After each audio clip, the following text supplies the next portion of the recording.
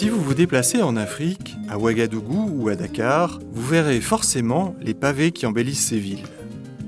Et savez-vous qu'en plus, ces pavés permettent à des milliers de jeunes de trouver de l'emploi, alors que le chômage est un fléau récurrent pour la jeunesse africaine? Eh bien, sachez que ces technologies de fabrication et de pose de pavés viennent du Burkina Faso et ont été imaginées et mises en place par un homme, le docteur Belly Bien, dont nous allons maintenant vous raconter le parcours.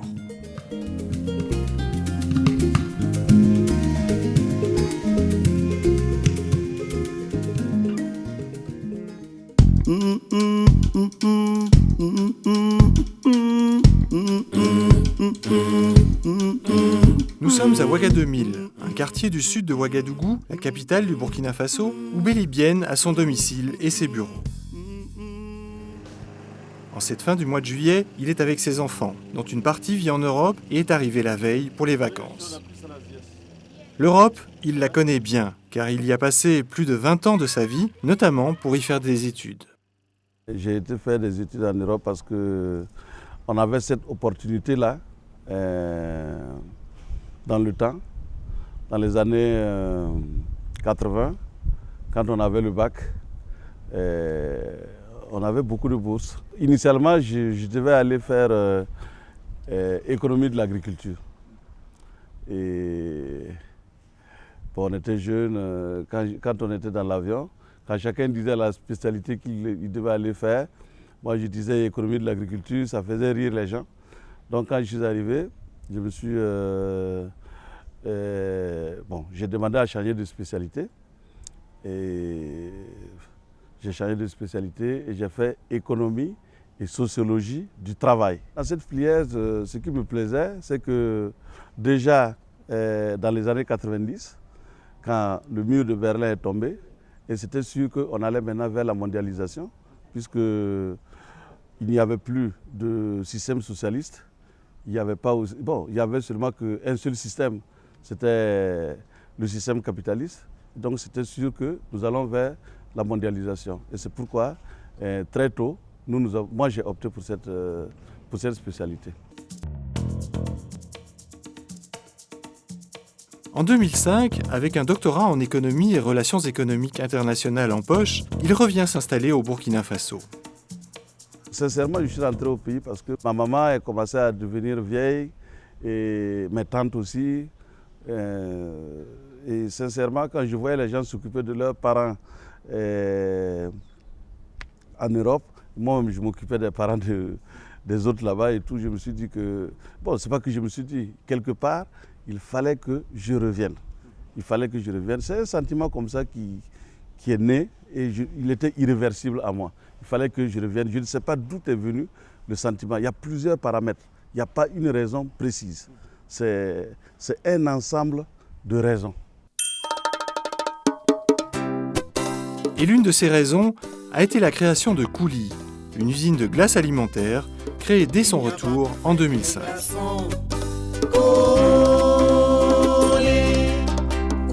Quand je suis rentré, mon projet phare, c'était la glace.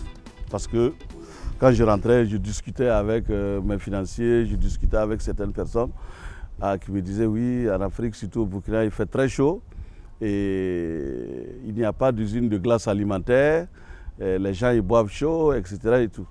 Et donc c'est ainsi que j'ai commandé avec une société américaine une usine clé en main. L'usine de glace alimentaire produit des glaçons en cubes et des barres et emploie jusqu'à 100 personnes au plus fort de son activité. Il n'y a pas plus fait que les glaçons.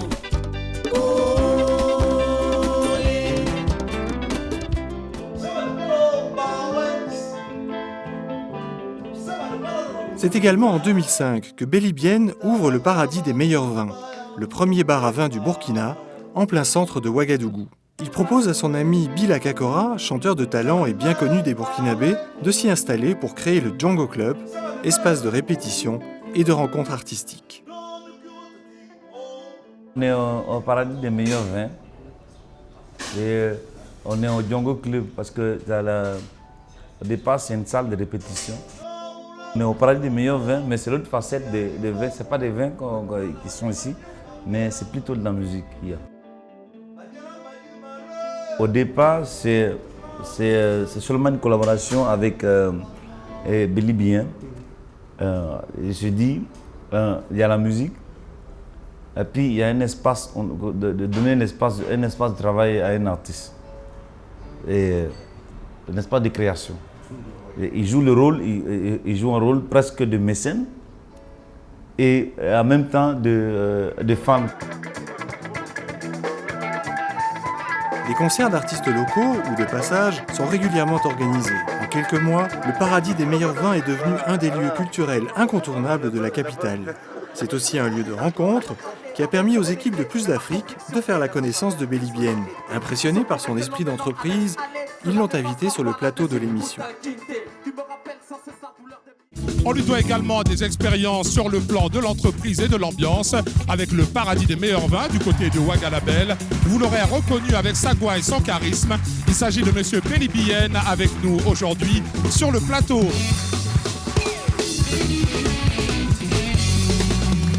La passion Béli Bien pour vous, c'est de faire gagner l'Afrique sur le plan de l'entreprise. Bien sûr. La passion pour moi, c'est de créer de l'emploi en Afrique. Trouver de l'emploi aux jeunes qui sont désœuvrés et qui souffrent beaucoup de ça. On parle beaucoup actuellement d'émergence en Afrique. Et sans emploi, il n'y a pas d'émergence. L'emploi, c'est la clé de l'émergence. En 2006, Béli Bien crée Yeli Technology Africa et monte une usine de pavés dont l'inspiration lui est venue lors de ses études en Russie. Très rapidement, il a eu l'intuition que cela pouvait être une solution pour créer de l'emploi en Afrique. Nous sommes partis à Mourmansk pour une exposition et c'était quand le mur de Berlin était déjà tombé, c'était dans les années 90. Et j'ai vu que tout le temps que nous passions dans les rues pour aller à l'exposition ou bien pour nous balader, etc., il y avait toujours des jeunes au travail. On s'est approché, nous avons vu que c'était des pavés que ces gens-là, ils posaient. Bon, nous, on ne savait pas que c'était des pavés, hein. On disait que c'est des pierres. En fin de compte, on nous a fait comprendre que ce n'était pas des pierres et que c'était des trucs qui étaient produits. J'ai vu que le pavé, là, c'était quand même un métier qui pouvait employer plusieurs personnes, des milliers de personnes. Voilà. Parce que dans le pavage, il y a beaucoup de sections. Il y a la manutention, il y a les manœuvres, il y a comment dirais-je, ceux qui travaillent à la bétonneuse, ceux qui travaillent sur la table, il y a ceux qui posent, ceux qui rangent les pavés. Tout le monde est utile dans les pavés. Et c'est un métier tellement intéressant que quand on arrive à se l'approprier, on ne peut plus s'arrêter. Parce que quand tu as un chantier et qu'après tu passes, tu vois ce que toi-même tu as réalisé, il y a tellement de fierté dans ça. Et aussi, il y a trop de fierté dans le pavé. Et c'est pourquoi j'ai décidé, en fin de compte, de me lancer dans le pavage. L'apparition de Yeli Production a entre guillemets révolutionné, parce que quand on va déjà voir son site de production, on sait qu'il travaille de manière professionnelle, c'est carrément une industrie. Et puis aussi le produit fini, nous avons eu le temps de le tester. Donc, et surtout, ce qui est important, c'est qu'il a pris le pari de faire la production et la pose. Parce que vous pouvez avoir un bon produit, s'il est mal posé, ça va nuire négativement à la qualité du produit. Donc quand on fait la production et la pose, on est sûr du résultat.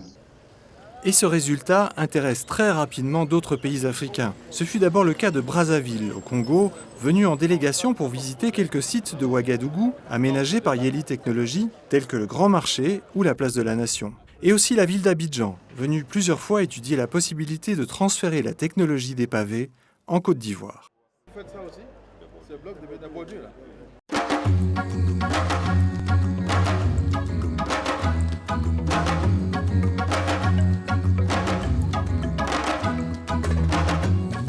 En En 2012, le groupe Yeli Technologies Africa remporte un appel d'offres international de la mairie de Dakar pour le pavage de la ville, un projet à haute intensité de main-d'œuvre, IMO. Le projet de pavage, en fait, c'est un projet qui met en lien deux problématiques que nous avons au niveau de la ville, la problématique de l'aménagement urbain et l'emploi des jeunes. Belly a compétit. Je pense qu'on avait 11 ou 12 entreprises qui avaient compétit. Ils nous ont proposé une technologie simple qui a quand même pour nous été important parce que c'est des jeunes qui sont en rupture d'école pour la plupart, qui n'avaient aucune formation. Donc il fallait que la technologie soit très simple. Ça a été quelque chose de très positif. La qualité des pavés produits, aujourd'hui je parle même des entreprises privées, tout le monde apprécie la qualité des pavés et on arrive à travailler en bonne intelligence. Les avantages sont nombreux parce que la pose est facile. Sans doute le coût est moindre par rapport à si on doit faire du goudron, etc. Et en plus, l'entretien est facile. Et même ultérieurement, si nous avons des travaux à faire, nous pouvons les décaper et les remettre encore. Et donc tout cela constitue des avantages à court, moyen et long terme.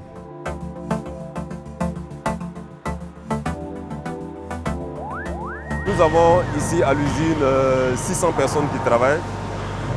En plus de cela, nous avons 200 personnes qui sont sur les chantiers pour la pose. Et nous avons 10 tables de production qui font chacune 100 mètres carrés et 25 mètres linéaires de bordure. Pour la plupart des jeunes, il y avait cette envie-là d'abord de sortir de l'ornière du chômage et ensuite de donner un nouveau visage à leur ville. On nous a proposé un emploi et aujourd'hui, bon, on en profite. De mon genre, moi, ça m'aide à faire des cours du soir, à m'occuper de mes parents et à subvenir à mes besoins. C'est une chance extraordinaire pour trouver un travail, vu qu'ici à Dakar, ici au Sénégal, bon, c'est difficile de trouver un travail, c'est très difficile. Le travail, ça m'a apporté aussi beaucoup de chance. Parce que de bonheur avec comme j'ai 2 enfants, je suis mariée, je suis avec mes sœurs. Bon, vraiment, je suis contente parce que je règle beaucoup de problèmes avec et je partage ça avec ma famille et mes sœurs. Bon, vraiment, c'était choc, c'est choc. La plus grande source de satisfaction, c'est quand même de voir qu'on a pu intéresser les jeunes à la formation, à acquérir un métier, un savoir-faire. Et je suis sûr que même si à court terme, il y avait la possibilité de leur donner des possibilités de s'établir à leur compte, ils ont déjà reçu dans le cadre de ce programme-là, en tout cas des armes qui leur permettraient de satisfaire correctement à cette exigence. L'idée, c'est de pouvoir les former, leur apprendre un métier et qui sait dans 2 ans, dans 3 ans, dans 4 ans, ceux qui se sentiront matures peuvent créer des GIE ou des PME pour pouvoir continuer à travailler avec la ville, donc deviennent des prestataires pour le compte de la ville, avec l'accompagnement technique nécessaire, soit de Belly, soit de quelqu'un d'autre. Mais je pense qu'aujourd'hui, c'est un modèle qu'on est en train de travailler, qui n'est pas fini, mais on est en train de travailler sur le modèle économique autour du projet. Le concept IMO permet d'intégrer des jeunes sans emploi, qu'ils soient diplômés ou non. Nous avons mûri le concept, nous l'avons travaillé et il marche. Ça veut dire que toute personne qui se trouve, nous, dans notre usine, elle est professionnelle. Elle a été formée. Ça veut dire que le travail qu'elle fait là, quand on amène quelqu'un d'autre pour faire ce travail, il va falloir former la personne là minimum 6 mois. Le concept que nous avons créé est que même au moment de la formation, il faut que la personne que nous formons soit rémunérée. Déjà. Et on l'a expliqué à tout le monde. Il faut travailler avec des gens qualifiés. L'expérience acquise petit à petit dans le secteur de la construction, avec l'appui de formateurs européens, permettent à Yeli Technologies Africa de se lancer aujourd'hui dans la construction immobilière.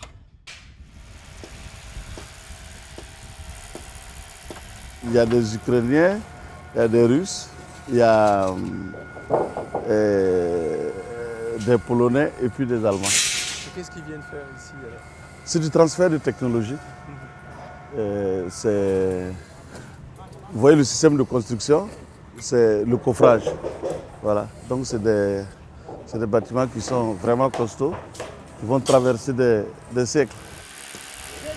C'est un pari audacieux que Belibienne a lancé en prenant des risques énormes. Tout ça, c'est fait sur fonds propres.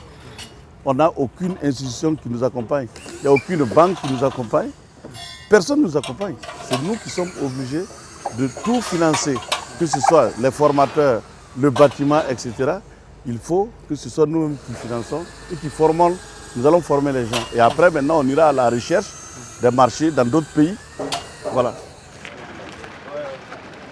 Le gouvernement burkinabé, encore timide dans son soutien à notre entrepreneur, commence cependant à constater les résultats des efforts menés par Yeli Technologies Africa pour le développement de nouvelles technologies dans le secteur du BTP, qui profitent indéniablement au développement du pays.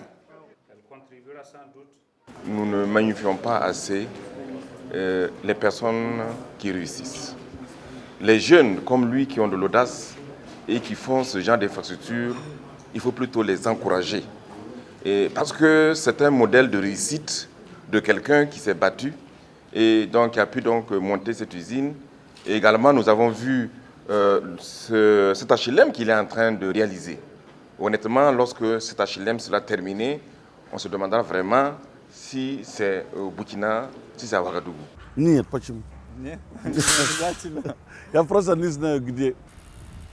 C'est un projet qui n'est pas basé sur la construction, nous on va construire. Non. C'est pas ça. Nous partons toujours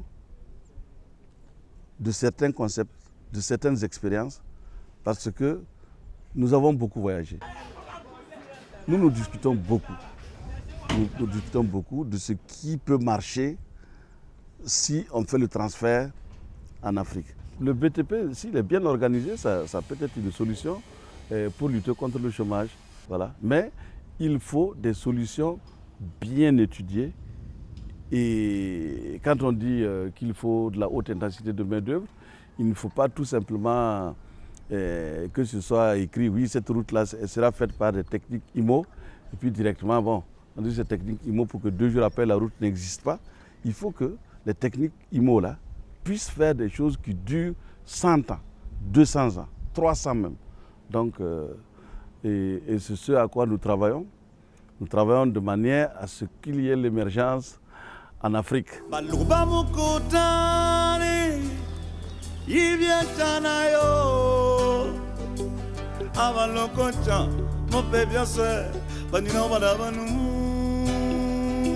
Belibienne est né en 1962 à Ya, dans la province de la Sicile, dans le sud du Burkina. Il est issu d'une famille modeste, dont le père a combattu auprès des Français durant la Seconde Guerre mondiale. C'est là qu'il a ses racines et que lui ont été inculquées ses valeurs. Quand l'enfant naît, c'est un tableau blanc. Et au fur et à mesure, tout ce qu'il enregistre dans sa vie, là, ça s'écrit sur le tableau blanc. Là. Et si vous écrivez des conneries sur le tableau blanc, c'est pas bien pour l'enfant. Il revient régulièrement au village et contribue à son développement. Profitant de son expérience dans le BTP, il a réhabilité de nombreux bâtiments, dont la cour royale, et a construit 2 CSPS. Moi, je suis content. À notre terrain, a dit, Belibienne. Yo, connais Jésus Panama.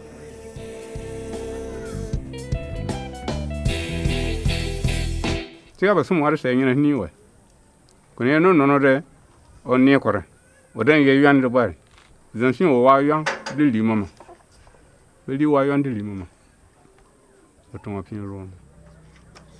Je suis plus que convaincu que j'ai eu la chance d'avoir des parents qui m'ont beaucoup apporté. C'est ce qui m'a apporté. Je ne peux même pas. On ne peut pas évaluer ça. Et j'ai eu la chance aussi de rencontrer dans ma vie des gens bien. Ça veut dire des gens qui m'ont jusqu'à présent, et j'en rencontre des gens super bien. Et moi, ma prière, tous les jours, quand je mets mon pied à terre, là, c'est de pouvoir rencontrer des gens bien. Des gens bien. Et je pense que quand il y a assez de très bonnes personnes dans le monde, et quand on a le désir de rencontrer le désir et puis la volonté, je pense que Dieu nous y aide. Sa femme, Estelle, est en permanence à ses côtés pour le soutenir dans ses activités. Leur rencontre a été l'un des piliers de son retour au Burkina. C'est un mari vraiment exemplaire. Vraiment, il a tout ce qu'on peut dire, toutes les qualités. Quelques petits défauts, mais ça se corrige, ça va. C'est un mari vraiment travailleur et tu aimes les gens qui font du bon travail. Voilà. Kevin a complété. Et vraiment, je suis très fière de lui parce que c'est un monsieur qui ne pense pas seulement qu'à sa famille, qui pense quand même à tous ceux qui sont autour de lui, que ce soit la famille, les amis et n'importe quelle autre personne autour de lui. Il pense à tout le monde. Pour Bélibienne, transmettre est une valeur fondamentale. Très proche de sa famille et de ses enfants, il a à cœur de partager régulièrement avec eux ses idées et ses projets. Les enfants regardent avec moi les différents chantiers. Je leur montre ce que nous faisons. Voilà. Surtout, ma fille déjà, elle commence à beaucoup s'intéresser au travail. Elle s'intéresse parce que c'est une occasion, c'est une opportunité de pouvoir discuter avec moi. Donc, elle s'intéresse beaucoup à ce que je fais et nous parlons beaucoup. Voilà, c'est la place du millénaire à Dakar. Le design a été fait ici. Moi, je voudrais que les enfants soient des travailleurs. Je voudrais qu'ils aiment qu'ils puissent aimer ce qu'ils font. Je voudrais qu'ils soient beaucoup mieux que moi. En tout, quoi. Ça veut dire qu'ils soient plus intelligents, qu'ils soient plus sociables, qu'ils soient très bien entourés et qu'ils aient une certaine sobriété, que ce soit des gens qui puissent aider les autres et que leur vie les plaise. Je voudrais que mes enfants ils soient fiers d'eux-mêmes et que les gens soient fiers d'eux. Il faut toujours se donner plus de chance. Toujours. Toujours en essayant, toujours il faut se remettre en question. Il faut avoir peur. Moi je pense que c'est la peur, le respect, c'est ce qui fait progresser les gens. Ce n'est pas une peur qui te renferme chez toi, non. C'est une peur qui te permet d'avancer pour ne pas rester derrière. Le docteur Bélibienne est un entrepreneur visionnaire qui a su mettre à profit ses idées et ses intuitions tout en se basant sur des savoir-faire avérés pour en faire profiter la jeunesse africaine. Moi, en tant qu'économiste, c'est mettre des concepts au point et puis défendre ces concepts-là au niveau de différents dirigeants qui ont la volonté. Je ne peux pas les convaincre des gens qui n'en ont pas. Voilà, parce qu'on dit qu'il n'y a pas plus sourd que celui qui ne veut pas entendre. Je me dis que dans tous les pays où on parle d'émergence en 2025, à l'horizon 2025, si les dirigeants en sont convaincus, effectivement, à l'horizon 2025, ces pays-là seront beaucoup avancés. Beaucoup. Plus qu'en tout cas les autres. Voilà. Mais si on parle uniquement d'émergence, il ne faut pas utiliser l'émergence dans des slogans politiques. Il faut utiliser l'émergence là de manière économique. Parce que de toute façon, on dit que le travail là, c'est pas comme un lézard, quoi. C'est-à-dire il est posé, tu tournes, tu reviens, tu viens de trouver qu'il est parti. Non, le travail il est toujours là. Ça veut dire que ce que tu contournes, tu vas venir trouver ça. Donc, il faut parler d'émergence, mais il faut travailler. Voilà.